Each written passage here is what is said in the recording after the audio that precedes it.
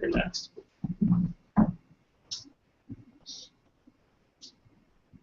Oh, rather.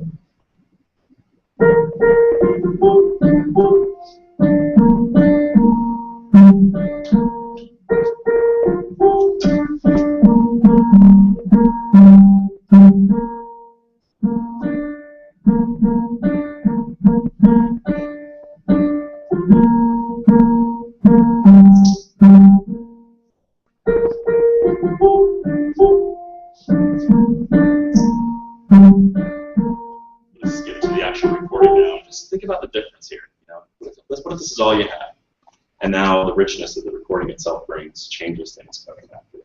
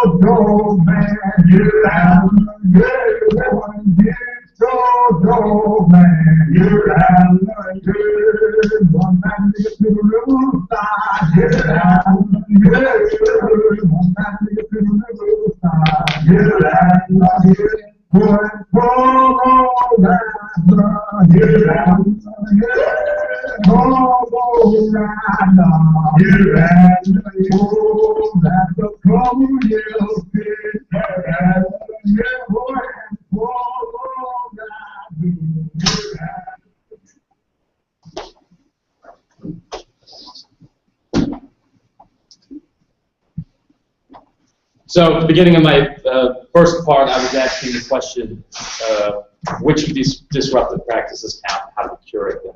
And not surprisingly, I'm drawing on new media art practices. So before I start to explain this in terms of audio production, editing, and publishing, I should give you a little bit of a background to dirty new media art, unless there's a large portion of you who know what this is. Okay. Dirty new media art was coined by Chicago-based new media artist John Cates. And it's really, I mean, if we want to talk about the theme of the conference in terms of understanding and revealing the politics of interfaces and so on, I don't need to website that badly, I guess. This is precisely the philosophy behind and the practice behind this movement. In a world where a lot of new media artists are dealing with various technologies, formats, compressions, and so on, and increasingly embedded within an upgrade and consumer-based technological culture, it becomes increasingly difficult for us to make critically. I think, from my experience, very difficult to teach students how to create digitally critically. And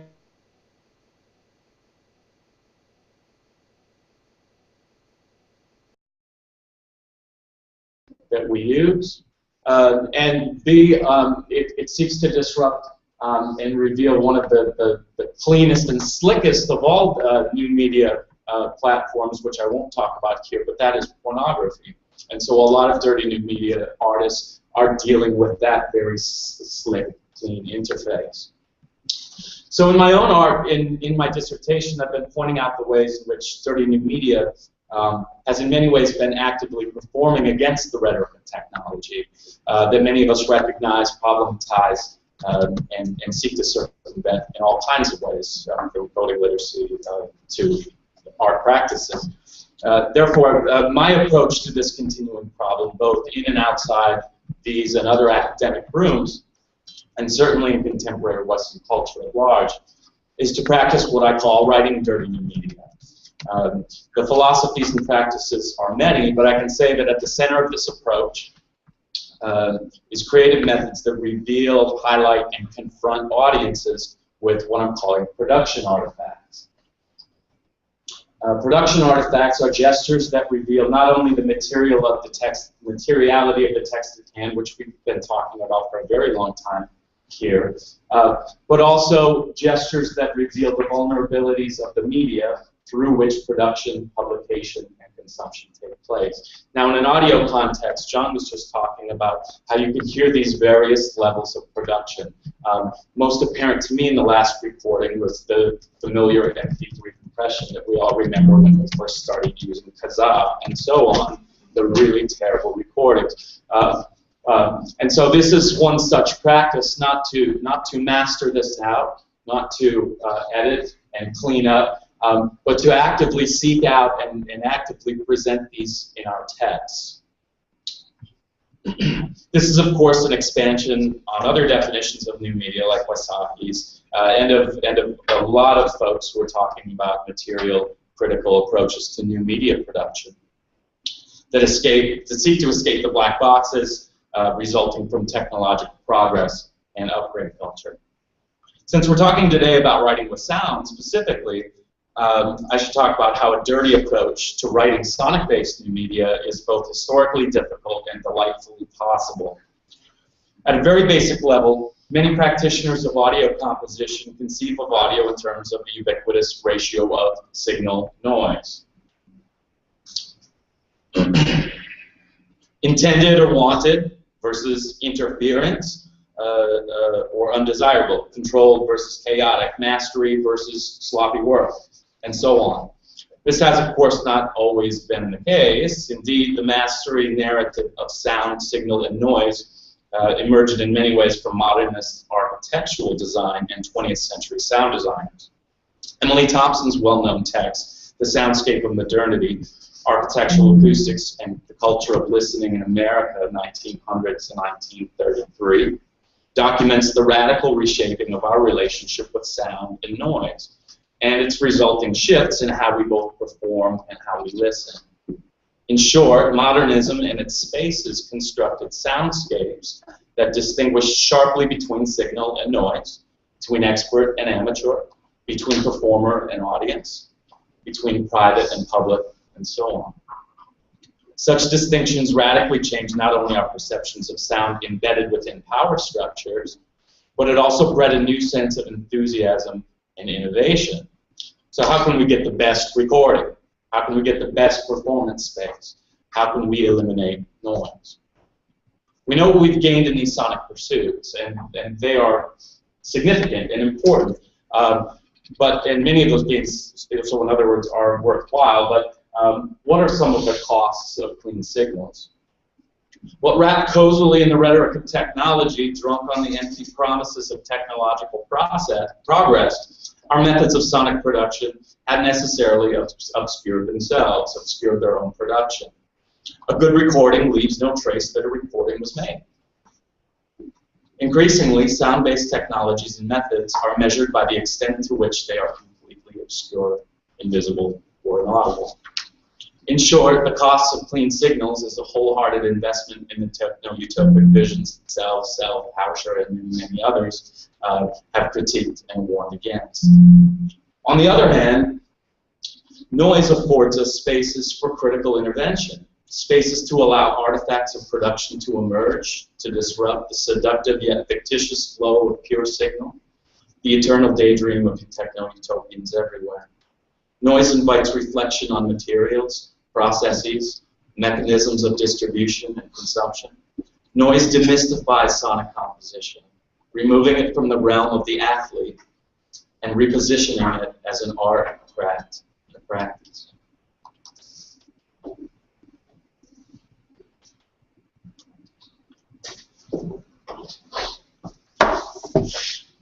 As always, I began with broad questions. How does music function within social movements? What kind of work does it do within the movement itself? What kind of work does it do in the larger community in which the movement resides? More specifically, what role did music play in the civil rights movement? How might we consider music as disruptive collective action, akin to sit-ins, boycotts, and picketing? Ultimately, the music of social movements educates, enculturates, unifies, and disrupts. Through physical collective act of music making, participants in the civil rights movement socially constructed the culture of the movement while composing their own identities within it. Much of the civil rights music grew out of slave songs and spirituals, describing African Americans as God's people.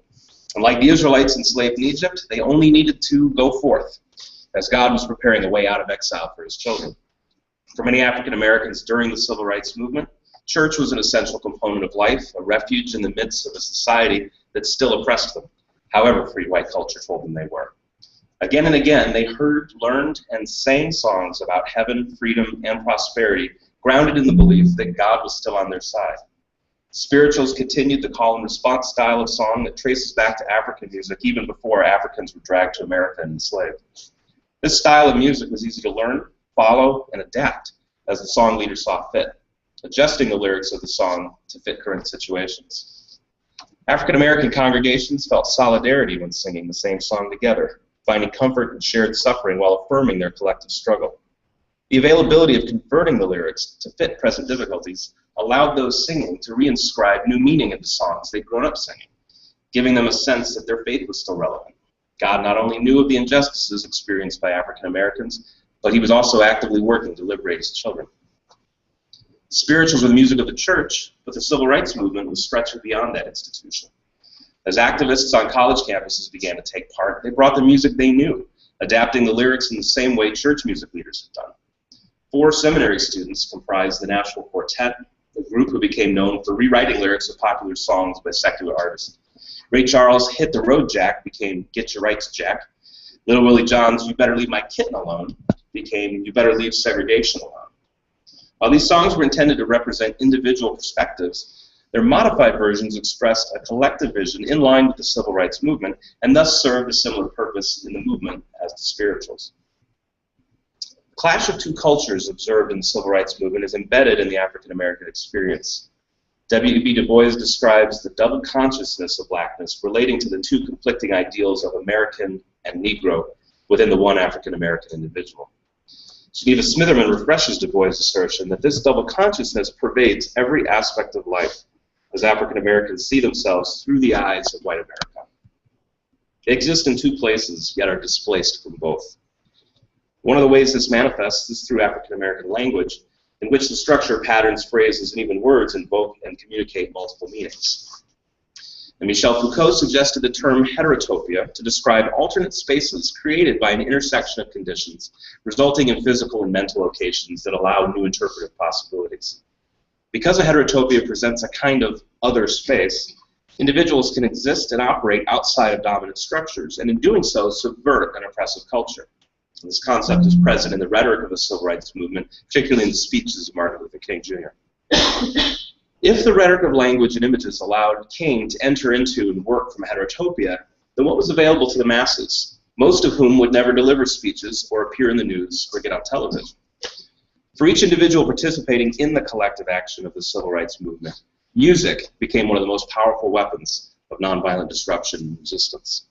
Josh Kuhn argues that music, especially popular American music, contains an alignment of voices that represent multiple simultaneous experiences, opening a space which he terms an audiotopia. Like the opportunity afforded by a heterotopia, an audiotopia creates a similar place of otherness that invites possibilities of redressing issues in society.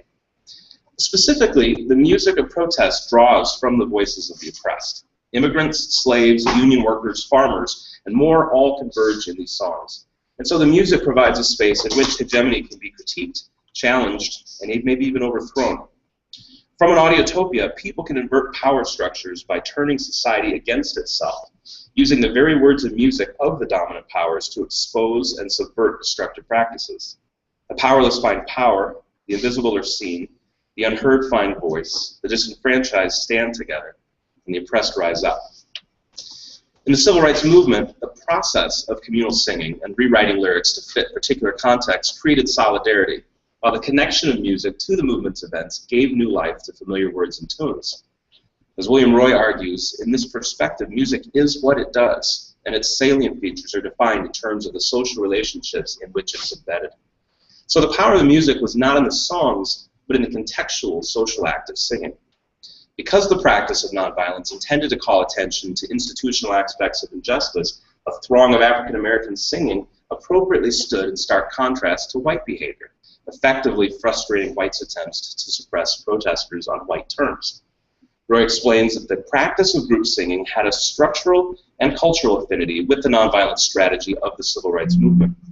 Structurally, the tactics of nonviolent civil disobedience include moderate numbers of people publicly disrupting racially segregated activities. Singing signaled what kind of collective action was unfolding. With singing, the event was being defined as neither a riot nor a retreat, but as a recognized type of action from a broader repertoire of collective action events. The civil rights movement, and indeed all social movements, are themselves processes of meaning-making. Social movements produce a specific culture within and around the movement, and I think Bourdieu's concept of habitus is useful here, and that it is a continually recursive process of understanding and projecting identity based on the culture one inhabits. In the case of the civil rights movement, speeches, marches, pamphlets, and music all informed the movement's culture. And these elements not only taught an individual intellectually about the movement's goals and operations, but also helped shape and unite the individual's identity as part of the collective. Because music is a collective participatory act, it is uniquely positioned to shape identity in a way that transcends the intellect to a degree that these other elements of a movement cannot. Music is not a non-social activity in a social context, but it is context in and itself. The mutual synchronizing of sonic and bodily experience creates a bond that is pre-communicative and perhaps deeper than shared conscious meaning. And this is precisely why the social act of singing is more important than the lyrical content of the song. Considering songs such as Amen and We Shall Overcome offer little in terms of textual analysis, simple phrases or even single words just repeated in each verse do almost nothing to instruct or persuade. Instead, joining one's voice to a chorus creates a bodily connection to the movement, or the movement of the movement. Beyond language, individuals align themselves physically and spiritually with the group, defining group solidarity and identity. But of course, humans have long used music to gather, unite, and bolster like-minded individuals within a community toward a common purpose. Thomas Carino suggests that through moving and sounding together in synchrony, people can experience a feeling of oneness with others. Along the same lines as sociologist Emile Durkheim's theory of collective effervescence, a sacred gathering apart from the daily life of individuals pointed toward a common goal can temporarily suspend one's sense of individuality and replace it with a deep sense of unity with the group. In particular, the African American spiritual out of which gospel music developed was and is an intensely unifying social form of expression. In a world of severe inequality and hardship, music provides refuge for the oppressed and a community through which to construct a collective identity. And I think it's intriguing that most of the songs used in the civil rights movement are based on extant songs. While new songs were composed within and around the movement, these were largely penned by commercial recording artists, performed for mass consumption rather than for use by those at rallies, during marches, or in jail. Further consideration, however, leads us to conclude that this was essential to the music's value in the movement, since popular culture, too, is a part of the collective identity. Ironman and Jameson developed this a little further. In this light, art and music, culture, are forms of both knowledge and action, part of the frameworks and interpretation of representation produced with social movements and through which they influence broader societal culture. These songs come from the individual's personal experience as object and are collectively sung as a process, with new lyrics responding to specific situations as an embedded practice, offering the individual a way to reconstruct individual identity in alignment with the movement. In this way, the music of the civil rights movement was not designed to convert new recruits or to persuade the skeptical, but to induce participation through the act of doing it. So it's clear that a primary goal of singing within the movement was identification alignment, which offered the singers the capacity to enter this audiotopia. And from that place of opportunity, acting in solidarity from collective identification, African Americans could use music to disrupt the order of the dominant white society. The audiotopia created by civil rights music allowed a space in which participants constructed the movement's culture while defining their own identities through the bodily collective act of singing. The movement sought a restructuring of the oppressive institutions in which African Americans found themselves trapped, and thus the fresh style of gospel music offered a way to renegotiate tradition.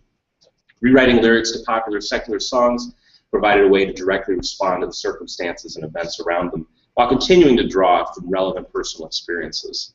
This in turn influenced a host of African-American musicians, including Ray Charles, Aretha Franklin, Curtis Mayfield, to compose new songs about the difficulties they collectively faced, a practice that directly inspired rap and hip-hop and continues to persist to present day. So although many of the civil rights movement issues remain, the music of that era is indelibly imprinted with the power of collective action. These songs continue to have traction, as I hope to demonstrate in a few minutes as we try to create our own audiotopia here. The simple, familiar refrains still echo in social movements today, even when the protests are about an issue other than race. The music is re-embedded. The culture of the movements continues to reshape identities toward a shared understanding of human struggle.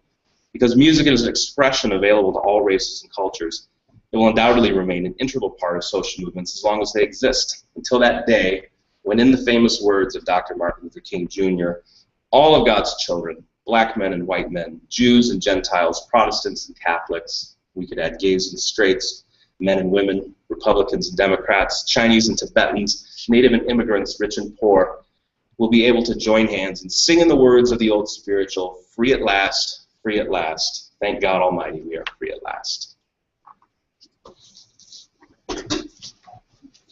So in the spirit creating something together and creating something glitchy together, I wonder, can I have my two volunteers come up here? I want to give them a little bit of power to compose some sound right now.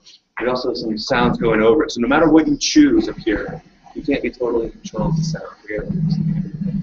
I want you to go first and pick one of these 3 tapes. I don't care what it is. You can play whatever you want, and you push whichever of these buttons you want to make sounds. After she gets something going, I want you to pick a record.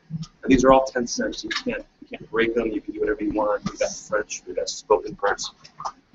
And I want you to put a record on that maybe matches, maybe goes against, maybe speaks in some way with it. But it's all going to be part of the same sound. We'll do this for a couple minutes. Anyone else out here, if you hear something that makes you want to move, if you hear something that makes you want to sing along or hit your table, or if you have something else, if you want a sound on your computer or your phone, you're welcome to make it. You don't have to. But if you do, no one will think that anything went wrong. I'm going to keep up with the volume here.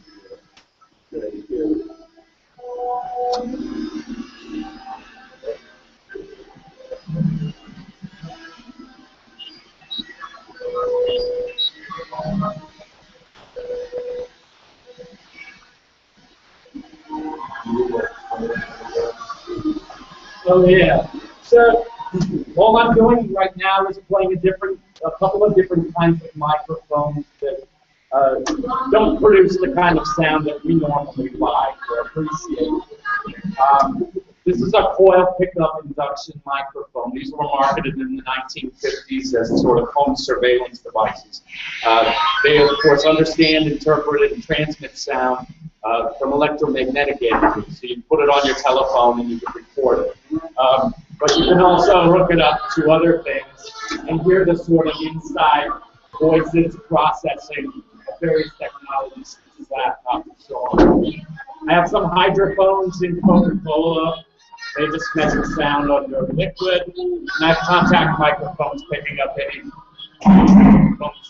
producers that might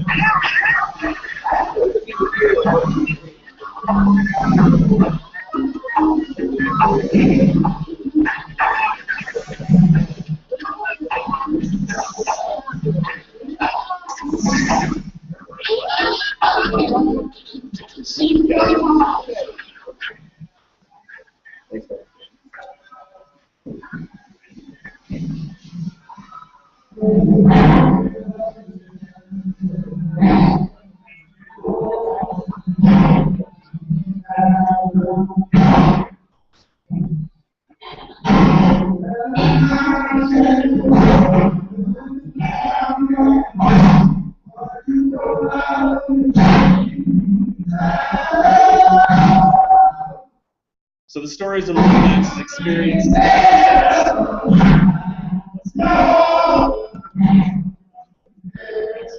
story of the Lomax's experiences in the prisons have been told and retold, first by the men themselves in books and other publications, later by folklorists, music historians, and other scholars interested in their work. Their various stories have been codified into a kind of national lore of its own. Maybe you recognize this song. It's the first track on 2000's Oh Brother, Where Art Thou soundtrack. It's from the Lomax archive. Perhaps the most powerful aspect of listening to the recordings in the archive then is that they momentarily divert attention away from the heroic white savior narrative so prominent in Western culture, and demand that attention be granted to the voices on the recording. The voice has an uncanny ability to connect us with the ineffable quality of humanity, a human being. Barr characterizes this human essence as the grain of the voice, or language in its very materiality. And John Durham Peters, another scholar of the voice, reminds us that the voice is a metaphor of power, but it's also tied distinctly to the experience of embodied identity. We hear this power in the recorded voices of Mose Platt with Old Rattler and John Gibson, the reluctant singer for familiar, evidence of their humanity, their distinct identities, and though incarcerated, their power and agency. These qualities get lost in the mix of the earlier representations of the paper, of the visual. However, the materiality of the recording, static, hiss, which has a grain all of its own, reminds us of the dissonant and temporal, reminds us of the disconnect and temporal distance between human body and mechanized historical reproduction. And suddenly, Mose Platt, John Gibson, and the unidentified men on this recording become ghosts. As I listen to the song, the men singing in the recordings from the prison archive, I get caught somewhere between the historian's dilemma, or somewhere in a historian's dilemma. I'm faced with the choice of which narrative to emphasize. At one moment, I'm grateful for the Lomaxes, whose recording work is nothing short of national treasure, but in the next, I recognize them as pirates and see their treasure as ill-gotten, despite their good intentions. I hear unmistakable humanity in the disembodied voices of the men on the recording, some of whom died in prison nearly 75 years ago. And it's in that experience, what impossible without the agonism, without the liminality in the center of those two conflicting narratives, that some kind of resolution emerges. The descriptor most apt to describe this experience is actually counter to resolution in the harmonic sense. It's dissonance. I'm familiar with dissonance as the musical experience of notes and tension, so it's apropos that dissonance becomes the rhetorical frame that best represents the historical tensions of the prison recordings in the Folklife Archive and the paradoxes inherent to the preservation of one culture.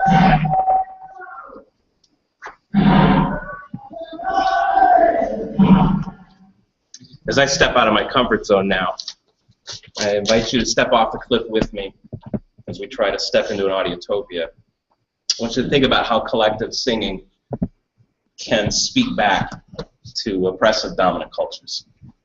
Let's start there.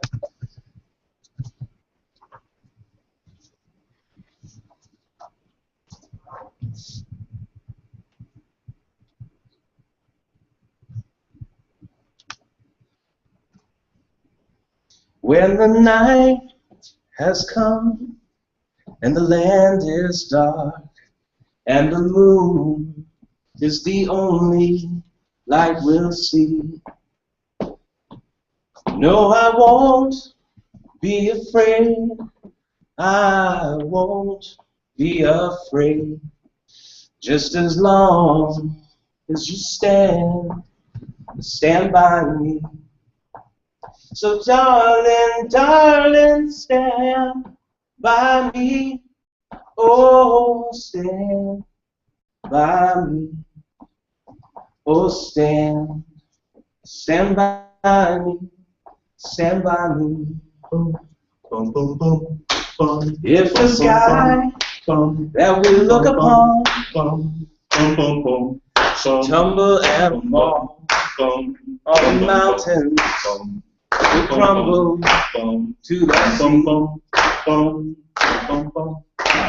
I won't cry, I won't cry, no, I won't shed a tear, just as long as you stand by me. So darling, darling, stand by me. Oh, stand by me. Stand now. Stand by me. One time. So darling, darling, stand by me. Oh, stand by me. Oh, stand now. Stand by me. Stand by me. Whenever you're in trouble, won't you stand by me? Oh, stand by me. Oh, stand. Won't you stand now? Stand by me. Stand by me. Stand by me. Oh, stand. That's all we got. That's it.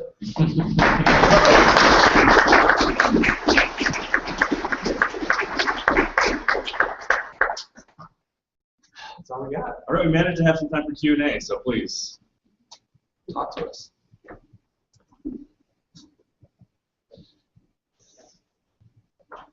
So I'm really curious, especially about the last bit, and the sort of well, the kind of performative aspect of the whole panel, right? And the points at which we as audiences were invited to participate or not participate. So the brief moments of a couple of people coming up and being able to play, and then at the end, being sort of coached to start clapping and singing, right, as we go from a solo to an ensemble thing. I'm sort of curious, like, given what you've been talking about sounds, how would you have responded to sort of unauthorized co-performance, right? Like if I had sat here and started playing Telequelli's Beautiful Struggle over, a couple of the talks, sort of how would that have worked? Well, I guess one thing I think about is rhetorical frames, and that we see rhetorical events that become attached to the activities around them. And so I think the fact that you decided maybe not to do something that clashed with my part, but you might have been more comfortable doing that with theirs, that says something about the way that we recognize what rhetorical work gets done in different environments. So I'm not sure I have anything more to say about that right now. Maybe at the barbecue I will have to talk about it some more. But I do think that the type of work that we can do with sound, and this is where, when I get that dreaded question about what does this have to do with the classroom, this is where I start talking about just the embedded nature of media and juxtaposition. So I think that different rhetorical uses of sound invite different responses and exclude others because of how the stuff's been used in the past. Can I go on to this question? Would be, what if a student started to disrupt your performance, or even your encouragement to interact in a piece? So what if it were truly disruptive because of the students feeling in the classroom? I think curation is what we're talking about, right? That we value disruption and noise and all of this unless it happens when we don't want it to, right? And that's the question, and I think the point I'm trying to make is that those are spaces in which important things happen, right? So instead of like during this little performance thing, somebody's like, this is stupid, and walks out or bangs on something. Why, right? I think those are openings not for curation, but for participation. And when students, because they do, right, create noise and create disruption, we can curate them, either in form of like talking to them or giving them a grade that curates them. Use those as points of dialogue, as openings rather than closings. And so I think that's where I'm trying to sort of come at that question. And I would also add that we then in those moments get to ask what's going on in those conditions that cause somebody to want to disrupt or feel that they must disrupt. Certainly the music of the civil rights was disrupted plenty, you know, with beating, with dogs, with fire hoses, with guns, all that sort of thing. So it gives us an opportunity to ask what's going on with the different participants that create these conditions of disruption. And it sounds like the wimpy answer, but I think there's also a sense in which we're supposed to ask that question. I think we're constantly moving through spaces where the amount of sound I'm allowed to make is regulated culturally, and of course some people sometimes understand that a little differently than others, but the idea of thinking, okay, well what sounds am I allowed to make? I didn't hear anyone's phone go off, for instance, you all, but I was kind of hoping it would almost beforehand, just to think, but that kind of, oh my goodness, what's your problem reaction? Well, why is that? Where does it come from? And when is it useful to disrupt that? I think that's a great idea, and I'm totally behind it, but I think 99% of the time people aren't going to disrupt and be loud and walk out, right? 99% of the time they're going to be silent. Like for me, singing along with the song, like, I was like, am I allowed to sing along to this? Because I feel like the only reason I want to sing along is because I want it to sound good, right? Or something like that. Not because the words mean anything, or because these images, you know, they do mean something to me, but, you know, it's different for me, right? And so to sing along, I'm like, I just want to harmonize and sound good, and I want to enjoy the musical moment of it, but like, I don't have a connection to this deeper thing that's supposed to be going on, so I'm just kind of silent, and so that opportunity for disruption is kind of lost, right? It just kind of evaporates into the ether, and so that's what happens in silence, I guess. Where do you find opportunities from teachable moments in silence? Well, as John Cage reminded us, it drives us crazy, right? Silence is noisier than noise, than all of the crap that we could do up here. Silence is the most difficult thing to deal with. Like an anechoic chamber, for instance, where no sound exists or travels. I think the longest somebody's made it in there is like 45 minutes, right? And so I think silence is a really important counterpoint to us talking about noise and disruption. It's not as pronounced, of course, right? Because I think you're right, Stephen. It's easy to identify somebody going, you know, doing something that's disruptive in a very obvious way, but often it's the silent person that's noisiest, perhaps inside, that we need to address. I'm thinking of John, reminding us of the materials used to record these that had so much sound, and you think, well, what if he had brought, what if the Lomaxes had the perfect whatever the perfect recording apparatus is, but something that is entirely silent except for the signal they wanted. If it drowned out everything else, the silence still means something. That means that they're bringing that ideology of what is supposed to be recorded and what shouldn't be to it. Let me share just one meta thing as well. As I know you have some great questions, but Carly and I, before we started, were talking about the discomfort and the disruption of saying certain words. That's why we had that little, I don't know if you call that trigger warning at the beginning. But it's also why I had the slide of silent, kind of a silent moment, because I was uncomfortable speaking the words in dialect of an African-American person referring to himself. There we go. Yeah. But those are moments of disruption, I think, that we can either, that we have to negotiate in the classroom all the time, right? Like how do we, and in our scholarship, how do I deal with like the language that's so heavy, or circumstances or images that mean or that signify such difficult historical experience? Is it my place is to repeat those words in dialect written by, you know, the dialect is such a weird thing, right? Because it's written by white guys. It's white people trying to represent or signify in some way African American experience. And for me, I was just uncomfortable doing that, and so I let it stand as silence instead. So I guess building on that, I'll ask you a hard question. You're a panel for white dudes. Yeah. This is a hugely white room. Like I was sitting here looking at them saying, "Wow, this is interesting." So within all this, I'm sort of processing what you're talking about, but I'm also thinking about privilege. And I was wondering if you could maybe speak to that and how you're thinking about that. When I first discovered that there was a discussion about sound in that conf, I got all excited. I thought, I'm so fascinated by the blues and the kind of work that it does. And then 30 seconds later, I'm like, yeah, but I can't do that kind of work. That's not my community. That's not my culture. That's not my music. And some of you know Rashawn Young at UK, and he's done some work with blues. And he and I rode back and forth to a conference together and talked the whole time about it. And I said to him, how do I go about this responsibly, ethically? How do I resolve this conflict with me, a white guy, wanting to talk about the blues? And he said, well, I can't give you an easy answer, but I just want to ask you, what are the material conditions that caused an American to feel uncomfortable talking about American music or American culture?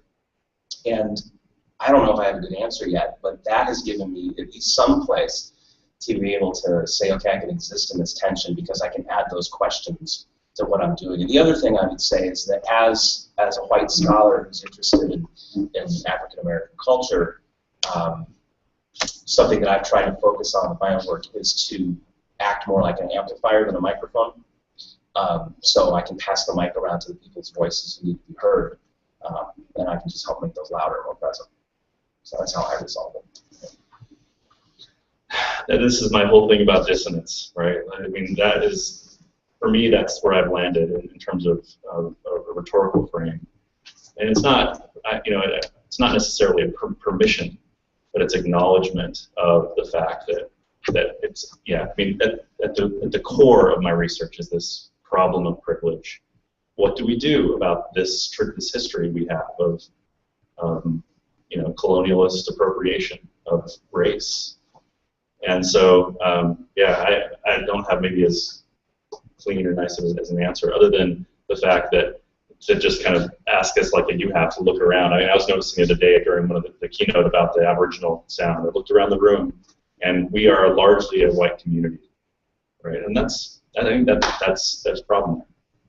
Maybe this. I would ask the question back to the audience: what can we do to diversify, to acknowledge, to And a moment of tension for me as I was playing this. My second example of the tape with the soprano and the recorded tape and the synthesizer, it's actually a piece based on the myth of Philomel, who was raped by her brother-in-law and had her tongue cut out so she couldn't tell him.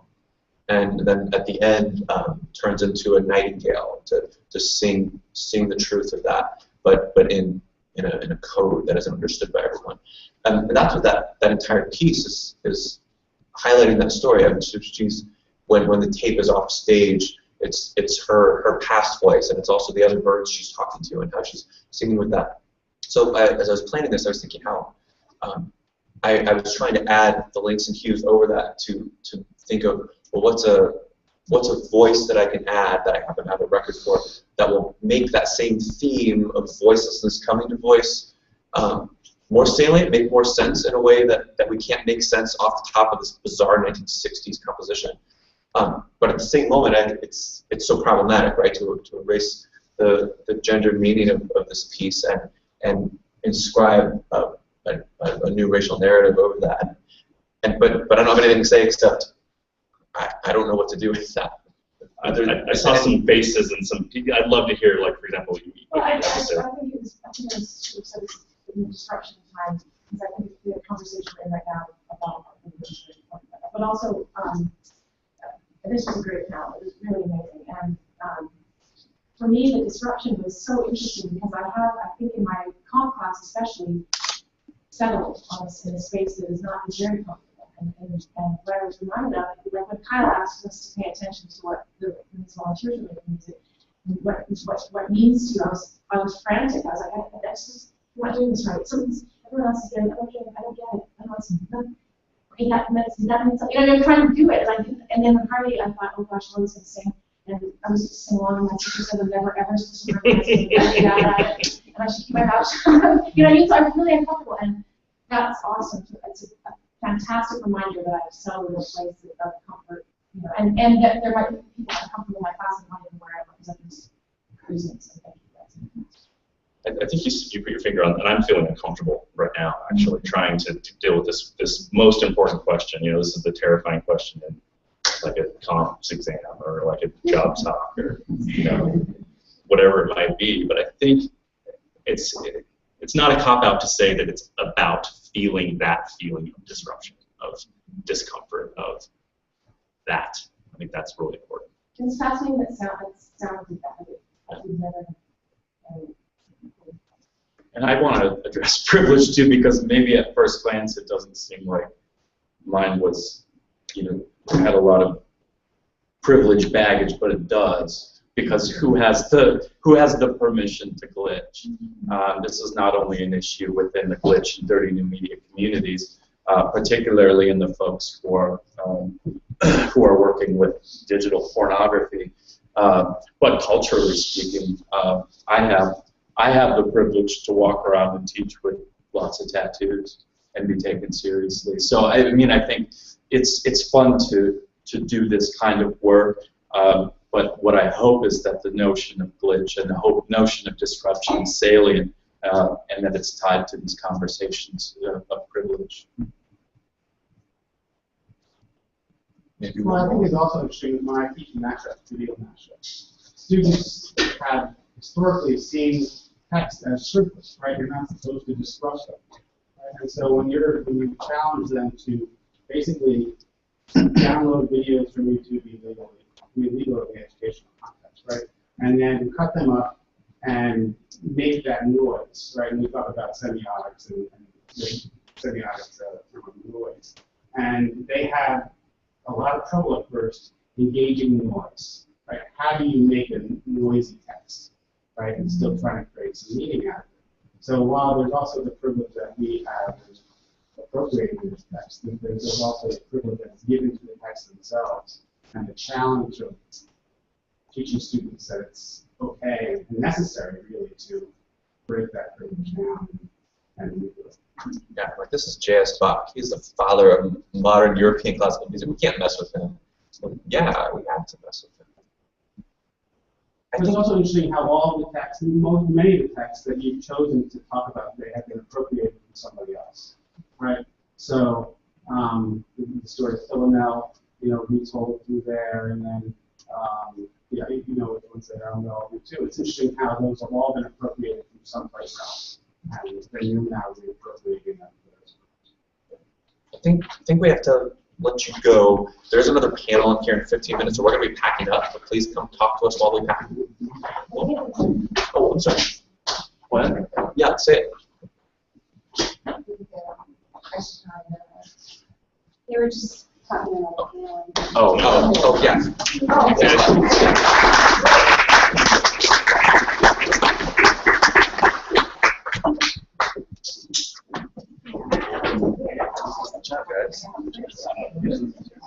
You guys live stream us? Is that right? Sure. Half of it. Oh, half of it? Sorry. No, you're right. That might have played into your discussion of access and privilege too. That might have played into your discussion of access and privilege. You're the discussion right now. Yeah, no, absolutely.